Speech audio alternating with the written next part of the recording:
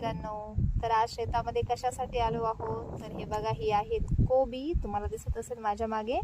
आणि कोबीला ड्रीप लावायचं काम चालू आहे. म्हणजे इतकं सगळं ऊन येत ना, तर त्या उन्हामुळं कोबी अशी फार सुकून जाते किंवा आधीचा जीव असा सोडून देते.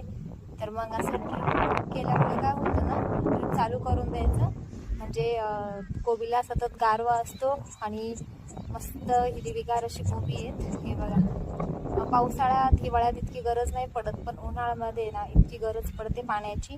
आणि 4 दिवस जरी झालेत ना किंवा 2 दिवस जरी झालेत ना भरून, तरी इतकं शेत सुकतं, तर पुन्हा भरावं लागतं. तर मग तसं जर ड्रीप जर केलीत ना, तर ड्रीपनी व्यवस्थित असं सतत पाणी सोडलं, संध्याकाळच्या वेळेत जरी 2 तास ड्रीपना पाणी दिलं ना, तर पूर्ण जे शेत आहेत ना पूर्ण मस्त ओलचिंब होतं आणि